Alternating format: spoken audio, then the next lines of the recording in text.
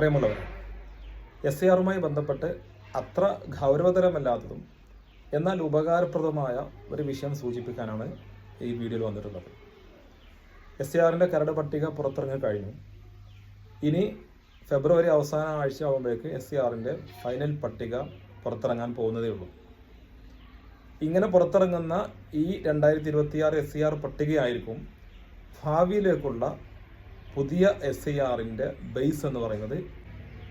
അതുകൊണ്ട് ഇതിന് വലിയൊരു പ്രാധാന്യമുണ്ട്. ഈ പട്ടികയ്ക്കും ഈ പട്ടികയിലെ വിവരങ്ങൾക്കും വലിയ പ്രാധാന്യമുണ്ട്. ഇത് കേരളത്തിൽ ഇതിന് തൊട്ട് മുമ്പ് SAR നടന്നത് 2002-ലാണ്.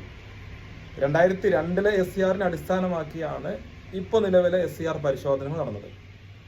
പ്രധാനമായിട്ടും അതിൽ പരിശോധിച്ചത് തന്നെ ഈ വോട്ടർ 2002-ലെ SARൽ ഉണ്ടായിരുന്നോ, അല്ലെങ്കിൽ 2002-ലെ വോട്ടറുടെ മക്കളാണോ ഇപ്പോൾ ഉള്ള വോട്ടർ എന്നാണ് പരിശോധിച്ചത്. അപ്പോൾ അത് മാത്രമല്ല, അതുകൊണ്ട് തന്നെ ഈ പരിശോധന നടക്കുമ്പോൾ തീർച്ചയായിട്ടും ഒരു ക്രോസ് വെരിഫിക്കേഷൻ, 2002-ലെ പട്ടികയിലെ പേരെങ്ങനെയായിരുന്നു, അതുപോലെ ഇപ്പോഴുള്ള പേരെങ്ങനെ എന്ന ഒരു ക്രോസ് വെരിഫിക്കേഷൻ കൂടി ഇതിൽ കൂടെ നടക്കുന്നുണ്ട്. അപ്പോൾ ഇപ്രാവശ്യം നമുക്ക് ഈ കരട് പട്ടിക പുറത്തിറങ്ങി വന്നതിന് ശേഷം BLOമാർക്ക് പ്രധാനമായിട്ടും ആപ്പിൽ വന്ന ഒരു കാര്യം ഈ ഒരു ലോജിക്കൽ ഡിസ്ക്രപ്പൻസി ആയിരുന്നു. അതിൽ പ്രധാനമായിട്ടും കാണിച്ച ഒന്ന്, നിലവിലെ ഒരു വോട്ടർ, ആ വോട്ടർ അവരുടെ ബന്ധുവായിട്ട് 2002-ൽ കാണിച്ച പിതാവ്, വോട്ടറുടെ ഇപ്പോൾ ഉള്ള വോട്ടർ പട്ടികയിലെ പിതാവിൻ്റെ പേരും 2002-ലെ പട്ടികയിൽ കാണിച്ച പിതാവിൻ്റെ പേരും തമ്മിൽ ചെറിയ വ്യത്യാസങ്ങൾ, ചില സ്പെല്ലിംഗ് മിസ്റ്റേക്കുകൾ അല്ലെങ്കിൽ ഇനീഷ്യൽ ചേർത്തത്, അങ്ങനെയൊക്കെയുള്ള കുറേ വ്യത്യാസങ്ങൾ ലോജിക്കൽ ഡിസ്ക്രിപ്പൻസി ആയി കാണിച്ചിരുന്നു. അത് ഇപ്പോൾ BLOമാർ അത് വെരിഫൈ ചെയ്ത് BLOമാർ റിപ്പോർട്ട് ചെയ്ത് അതിൻ്റെ നെക്സ്റ്റ് സ്റ്റേജിലേക്ക് അത് പോകും. ഇപ്രാവശ്യം എന്തൊരു പ്രശ്നം ഉണ്ടാകുമെന്ന് തോന്നുന്നില്ല. പക്ഷേ ഇനി ഭാവിയിൽ ഇതുപോലെ SAR വരുമ്പോൾ ഇത്തരം പ്രശ്നങ്ങൾ അന്ന് നമ്മൾ തീർച്ചയായിട്ടും ഒഴിവാക്കണം. മാത്രമല്ല, ഈ 2002 എന്ന് പറയുന്നത് അന്ന് കൃത്യമായ ഡോക്യുമെന്റ്സുകൾ പരിശോധിച്ചല്ല SAR അല്ലെങ്കിൽ അന്നത്തെ പട്ടിക തയ്യാറാക്കുന്നത്. മാത്രമല്ല, അന്ന് തിരുത്താനും മറ്റൊക്കെയുള്ള അവസരങ്ങൾ വളരെ കുറവുമാണ്. പക്ഷെ ഇന്ന് നമുക്ക് നിലവിലെ നമ്മുടെ ഡീറ്റെയിൽസ് തിരുത്താം.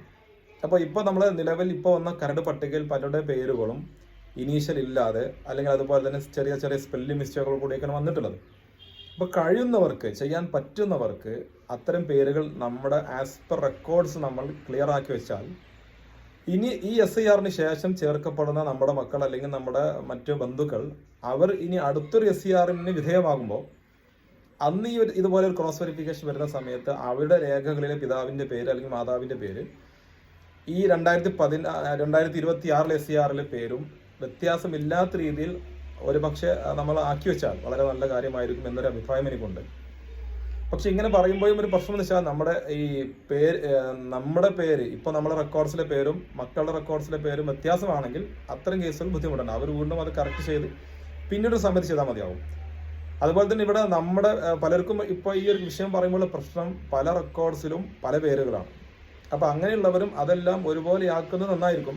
അങ്ങനെ പേരുകൾ കറക്റ്റ് ചെയ്യുന്നതിനെ കുറിച്ച് നമ്മൾ മറ്റൊരു വീഡിയോ വിശദീകരിക്കാം. മാത്രമല്ല, നമ്മുടെ പേരെന്ന് പറയുന്നത് അടിസ്ഥാനപരമായിട്ട് നമ്മൾ നോക്കേണ്ടത് നമ്മുടെ ആധാറിലെ പേരോ അല്ലെങ്കിൽ ഐഡന്റിറ്റി കാർഡിലെ പേരോ അല്ല, മറിച്ച് നമ്മുടെ അടിസ്ഥാന പേരെന്ന് പറയുന്നത് നമ്മുടെ സ്കൂൾ സർട്ടിഫിക്കറ്റിൽ എങ്ങനെയാണോ അതാണ് നമ്മുടെ അടിസ്ഥാനമായിട്ട് നമ്മുടെ പേര് ഇപ്പോൾ ഉള്ളത്. അതുപോലെ തന്നെ അല്ലെങ്കിൽ നമ്മുടെ പാസ്പോർട്ടിൽ ഇപ്പോൾ എങ്ങനെ വന്നു അതൊക്കെയാണ് നമ്മൾ നോക്കാം. അപ്പോൾ അത് വെച്ചായിരിക്കണം നമ്മൾ മറ്റ് ഡോക്യുമെന്റ്സുകൾ കറക്റ്റ് ചെയ്യേണ്ടത്. അപ്പോൾ ഞാനിപ്പോൾ പറഞ്ഞ കാര്യം ഒരു നിർബന്ധമുള്ള കാര്യമല്ല. മാത്രമല്ല, ഇങ്ങനെ ചെയ്തില്ലെങ്കിൽ വലിയ പ്രശ്നങ്ങളും ഇല്ല. ആരും ആ രീതിയിൽ വറീഡാവരുത്. പക്ഷെ അങ്ങനെ ചെയ്യാൻ പറ്റുന്നവർക്ക് അത് നല്ലൊരു കാര്യമായിരിക്കും എന്നാണ് ഞാൻ സൂചിപ്പിക്കുന്നത്. ഇപ്പോൾ തിരുത്തുക എന്ന് പറയുന്നത് നമുക്ക് വളരെ സിമ്പിളാണ്. നമുക്ക് ഓൺലൈനായിട്ട് തന്നെ നമുക്ക് തിരുത്താൻ അപേക്ഷ കൊടുക്കാം. അതിൻ്റെ ലിങ്ക് ഞാനിവിടെ കമൻറ്റിലോ ഡിസ്ക്രിപ്ഷനിലോ ഇടാം. അപ്പോൾ അത് വെച്ച് നമ്മൾ തന്നെ ആധാറുമായിട്ട് നമ്മുടെ മൊബൈൽ നമ്പർ ലിങ്ക്ഡ് ആണെങ്കിൽ നമുക്ക് തന്നെ സ്വന്തമായിട്ട് ചെയ്യാം. അങ്ങനെ ചെയ്യുന്ന അപേക്ഷകൾ BLOമാർ വെരിഫൈ ചെയ്യും.